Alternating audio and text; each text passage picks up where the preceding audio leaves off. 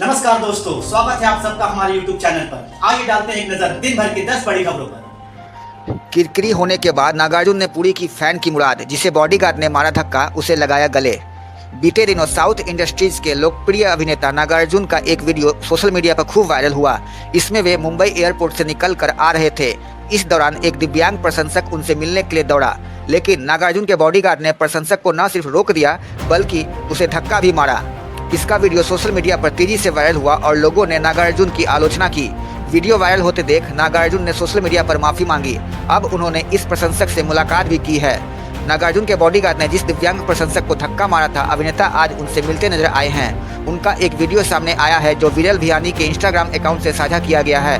इसमें वे प्रशंसक को गले लगाते दिख रहे हैं, साथ ही कहते दिख रहे हैं कि आपकी गलती नहीं थी। 2 दिन पहले ही नागार्जुन मुंबई एयरपोर्ट पर नजर आए थे। इस दौरान उनके साथ एक्टर धनुष और उनका बेटा भी साथ थे। अभिनेता की सुरक्षा के लिए आसपास कई बॉडीगार्ड साथ चल रहे थे कि अचानक एक दिव्यांग फैन नागार्जुन के करीब आया, जिसे बॉडीगार्ड ने खींचकर दूसरी तरफ धक्का देते हुए हटाया। बॉडीगार्ड ने धक्का इतनी तेज दिया कि शख्स गिरते गिरते बचा। यह वीडियो तेजी से सोशल मीडिया पर वायरल हुआ। इसके बाद नागार्जुन ने एक्स पर पोस्ट कर माफी मांगी। हरियाणा में बीजेपी के प्रति लोगों के गुस्से को क्या कांग्रेस भुना पाएगी? लोकसभा चुनावों से ठीक पहले हरियाणा के नेतृत्व परिवर्तन करके हार से बचने के प्रयासों में भाजपा को बड़ी निराशा ही हाथ लगी। प्रदेश के क्षेत्रीय दल अपना आधार पूरी तरह से अपनी नीतियों और राजनीतिक सौदेबाजी के कारण खो चुके हैं। अब विपक्ष से बड़ी चुनौती प्रदेश की विधानसभा चुनावों में भाजपा के सामने है। 10 साल से विपक्ष में बैठी कांग्रेस के लिए एक मौका अब की बार बड़ी सफलता प्राप्त करने का है, क्योंकि मतदाताओं में भाजपा के प्रति असंतोष और आक्रोश बड़े पैमाने पर पूरे प्रदेश में है। ग्रामीण क्षेत्रों में किसान वर्ग द्वारा भाजपा के प्रतिनिधियों को विरोध को साफ तौर पर लोकसभा चुनाव में प्रचार के दौरान देखने को मिल चुका है। हरियाणा में विधानसभा चुनाव 2019 में 21 अक्टूबर को हुए थे और नतीजे 24 अक्टूबर को घोषित किए गए थे। चुनावों की अधिसूचना 27 सितंबर को लागू हुई थी। 2019 के पुलवामा की लहर के बावजूद भाजपा पूर्ण बहुमत हासिल करने में असफल रही थी। कुल मतदान 68.20% रहा था, जिसमें भाजपा को 36.49% मतों के साथ 40 सीट मिली थी।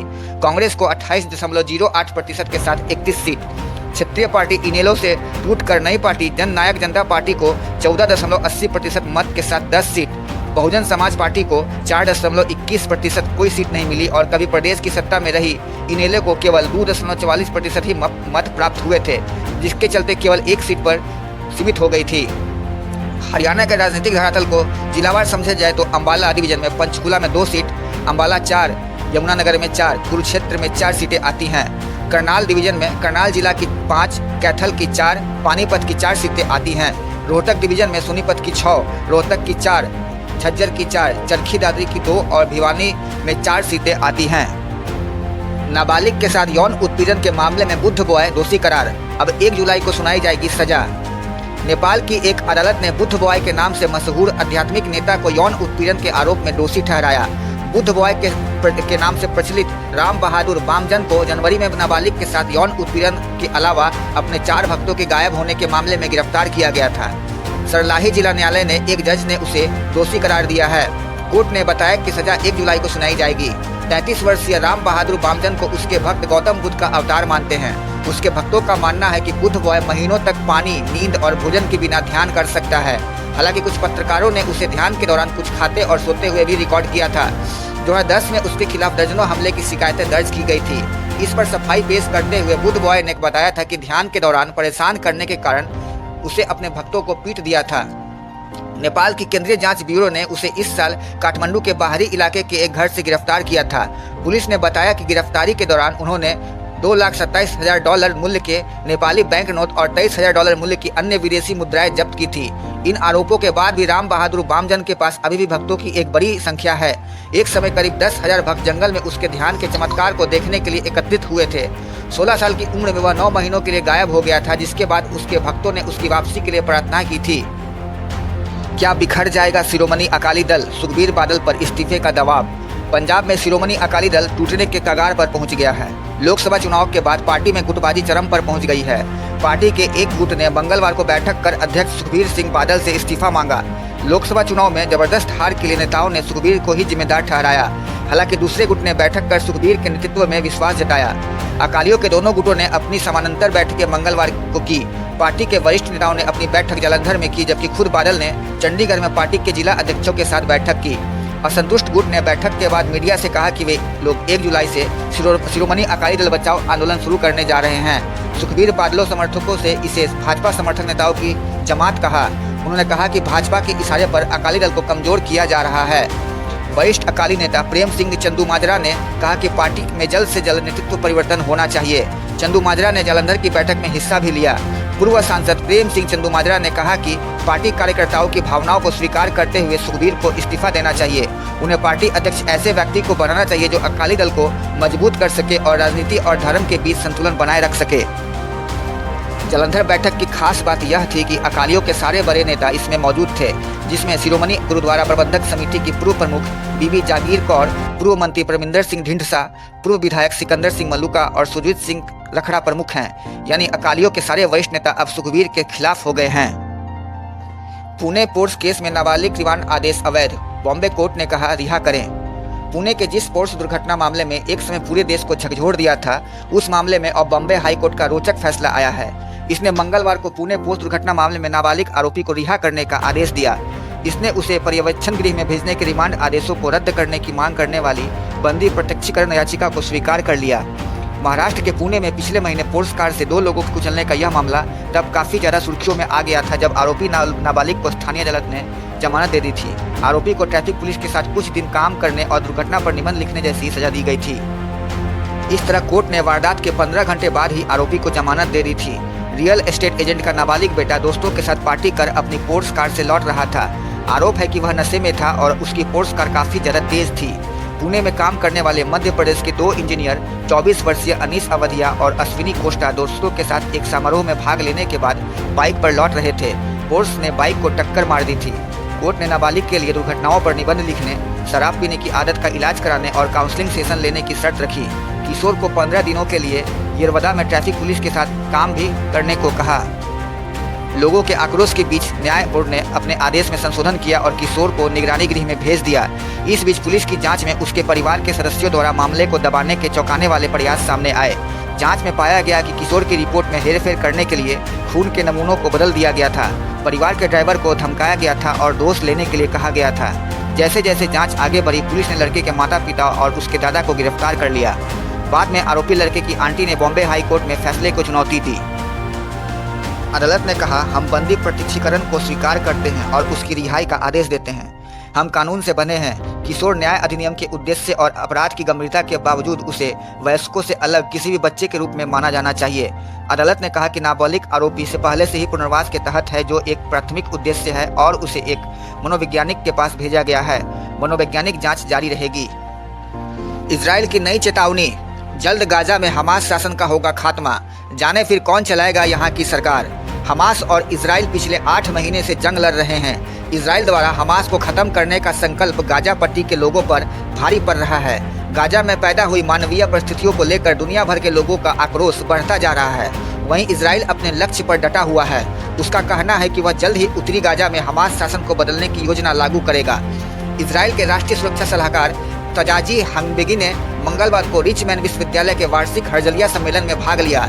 इस दौरान उन्होंने कहा कि हमास की शासन करने की क्षमता को खत्म करने से उन देशों के लिए अवसर खुलेंगे जो गाजा में सरकार के साथ मिलकर काम करना चाहते हैं। उन्होंने बताया कि गाजा में जो नया नेतृत्व होगा उसमें इजराइल के अब्राहम समझौते के साझेदार संयुक्त राज्य अमेरिका, यूरोपीय संघ और संयुक्त राष्ट्र शामिल होंगे। वहीं इजरायली सेना हमास के सदस्यों को ढूंढ कर खत्म करना जारी रखेगी। हानगबी ने कहा, हम लंबे समय से इस योजना के बारे में बात कर रहे हैं, मगर तब हमारी कोशिश थी कि हमास को पूरी तरह से खत्म करना होगा। हालांकि अब हमें इसकी पूरी तरह से खत्म होने की प्रतीक्षा करने की जरूरत नहीं है। उस प्रक्रिया में लंबा समय लग सकता है, इसलिए अब हमारी यही योजना है और इस पर अमेरिका भी सहमत है। उन्होंने आगे कहा कि आप हमास को पूरी तरह से गायब नहीं कर सकते, क्योंकि यह एक विचार है, एक अवधारणा है। गौरतलब है कि अमेरिका ने युद्ध के बाद गाजा के शासन के लिए एक दृष्टिकोण स्पष्ट करने के लिए इजराइल के अधिकारियों पर दबाव डाला है। हालांकि बाइडेन प्रशासन इजराइल द्वारा गाजा पर कब्जा का हमेशा ही विरोध करता रहा है। इसी बीच प्रधानमंत्री बेंजामिन नेतन्याहू ने जोर देकर कहा कि इजराइल के 3 युद्ध उद्देश्य हैं: हमास की सैन्य और शासन क्षमताओं का विनाश करना, सभी बंधकों की वापसी और यह सुनिश्चित करना कि गाजा अब इजराइल के लिए खतरा नहीं है। मोदी जी, जाति जनगणना करवाइए, तमिलनाडु विधानसभा में प्रस्ताव पारित। तमिलनाडु के मुख्यमंत्री एम.के. स्टालिन ने बुधवार को केंद्र सरकार से जाति पर काम शुरू करने का आग्रह किया, जो 2021 की जनगणना के साथ लंबित है। स्टालिन ने कहा कि यह काम राज्य भी कर सकता है, लेकिन जाति पर डेटा एकत्र करने और उसके आधार पर कानून का मसौदा तैयार करने में राज्य सरकारों की सीमाएं हैं। उन्हें कानूनी चुनौतियों का सामना करना पड़ सकता है। विधानसभा में एक प्रस्ताव पेश करते हुए जिसे चर्चा के बाद पारित किया गया, स्टालिन ने कहा कि सदन मानता है कि शिक्षा में समान अधिकार और समान अवसर सुनिश्चित करने के लिए नीतियां बनाने के लिए जाति आधारित जनसंख्या जनगणना आवश्यक है। स्टालिन ने प्रस्ताव पढ़ते हुए कहा कि इसलिए यह सदन सर्वसम्मति से केंद्र सरकार से जनगणना का काम तुरंत शुरू करने का आग्रह करता है, जो इस बार जाति आधारित जनसंख्या जनगणना के साथ साथ वर्ष 2021 से होने वाली है। मुख्यमंत्री स्टालिन ने कहा कि डीएमके हमेशा से जाति जनगणना कराने की मांग के समर्थन में रही है। जाति जनगणना इंडिया द्वारा लोकसभा चुनाव में उठाया गया एक प्रमुख मुद्दा था। कांग्रेस समेत विपक्षी गठबंधन के लगभग सभी घटक दल चाहते हैं कि जनसंख्या जनगणना के साथ साथ जाति की भी गणना की जाए। कई राजनीतिक दलों के इस तर्क का जिक्र करते हुए कि राज्य सरकारों को भी जाति जनगणना करने का अधिकार है, स्टालिन ने कहा कि जनगणना अधिनियम 1948 की धारा 3 के अनुसार केवल केंद्र सरकार ही जाति जनगणना कराने का अधिकार रखती है। जनगणना अधिनियम 1948 के तहत केवल केंद्र सरकार को जनसंख्या जनगणना करने का अधिकार है। विपक्ष के नेता के रूप में राहुल का स्पीकर को कड़ा संदेश, विपक्ष की आवाज सुने। राहुल गांधी ने ओम बिरला के लोकसभा अध्यक्ष चुने जाने पर अपने बधाई संदेश में भी कड़ा संदेश दे दिया। उन्होंने स्पीकर को संबोधित करते हुए कहा कि लोकसभा अध्यक्ष जनता की आवाज का अंतिम पंच होता है और इस बार विपक्ष पिछली बार की तुलना में उस आवाज का अधिक प्रतिनिधित्व करता है। विपक्ष के नेता के रूप में अपनी पहली उपस्थिति में राहुल ने कहा, विपक्ष आपके काम करने में आपकी सहायता करना चाहेगा। हम चाहते हैं कि सदन चले। यह बहुत जरूरी है कि सहयोग विश्वास के आधार पर हो। यह बहुत जरूरी है कि विपक्ष की आवाज को इस सदन में प्रतिनिधित्व मिले। उन्होंने कहा, मुझे पूरा विश्वास है कि आप हमें बोलने देंगे। सवाल यह नहीं है कि सदन कितनी कुशलता से चलाया जाता है, सवाल यह है कि भारत की आवाज़ को कितना सुनने दिया जा रहा है। इसलिए यह विचार कि आप विपक्ष की आवाज़ को दबाकर सदन को कुशलतापूर्वक चला सकते हैं, एक गैर लोकतांत्रिक विचार है। इस चुनाव ने दिखा दिया है कि भारत के लोग विपक्ष से संविधान की रक्षा करने की उम्मीद करते हैं। लोकसभा स्पीकर को संबोधित करते हुए विपक्ष के नेता राहुल ने कहा, हमें विश्वास है कि विपक्ष को बोलने की अनुमति देकर आप संविधान की रक्षा करने का अपना कर्तव्य निभाएंगे। 3 बार के सांसद ओम बिरला को बुधवार को ध्वनि मत से लगातार दूसरी बार लोकसभा अध्यक्ष चुना गया। प्रधानमंत्री, विपक्ष के नेता और संसदीय कार्य मंत्री किरण रिजिजू के उन्हें अध्यक्ष की कुर्सी तक ले गए। केजरीवाल की सीबीआई रिमांड पर फैसला थोड़ी देर में। दिल्ली की रद्द की जा चुकी शराब नीति से जुड़े मामले में केजरीवाल की सीबीआई गिरफ्तारी के बाद मांगे गए रिमांड पर बुधवार को फैसला आएगा। सीबीआई ने केजरीवाल को पूछताछ के लिए 5 दिनों का रिमांड मांगा है। केजरीवाल को जब सीबीआई ने औपचारिक रूप से गिरफ्तार किया तो आप प्रमुख ने कोर्ट में जोर जोर से अपना बयान दिया कि मैंने ऐसा कोई बयान नहीं दिया कि सिसोदिया दोषी हैं। मैंने ये बयान दिया है कि आप पार्टी, मनीष सिसोदिया और मैं निर्दोष हूँ। केजरीवाल का यह बयान इस आशंका में आया है कि सीबीआई शायद कोर्ट को यह बताने वाला है कि केजरीवाल ने सारा आरोप सिसोदिया पर डाल दिया है। केजरीवाल के वकील विक्रम चौधरी ने कहा कि रिमांड आवेदन पूरी तरह से अस्पष्ट है। यह सत्ता के दुरुपयोग का एक उत्कृष्ट मामला है। इस मामले में अरनेश कुमार और सतिंदर कुमार अंतिल के सिद्धांतों को अक्षरशः लागू करने की आवश्यकता है। उन्होंने आगे बताया कि हालांकि केजरीवाल का नाम लगभग हर आरोप पत्र में आ रहा था, लेकिन सीबीआई ने भयानक चुप्पी बनाए रखी।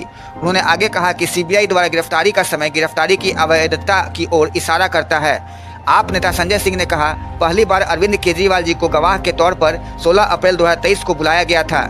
सीबीआई बार बार मनीष सिसोदिया जी की जमानत के मामले में वही कहानी दोहराती रही है जो आज अरविंद केजरीवाल जी के मामले में दोहरा रही है। जिस मंगुटा रेड्डी के बयान को सीबीआई केजरीवाल जी की गिरफ्तारी का आधार बना रही है, वही मंगुटा रेड्डी जुलाई 2023 में मनीष सिसोदिया जी के मामले में अपना बयान दे चुका है। जब ट्रायल कोर्ट केजरीवाल ही को जमानत दे चुका था, सुप्रीम कोर्ट जमानत देने वाला था, तब इन्हें मंगुटा रेड्डी के बयानों की याद क्यों नहीं आई। प्रधानमंत्री मोदी आपातकाल का रोना तो रो रहे थे। मैं समझता हूं कि आज इससे बड़ा आपातकाल कोई नहीं हो सकता है। नए कानून लागू करने की तैयारी, जागरूकता फैलाने के लिए लाखों अफसरों को किया गया प्रशिक्षित।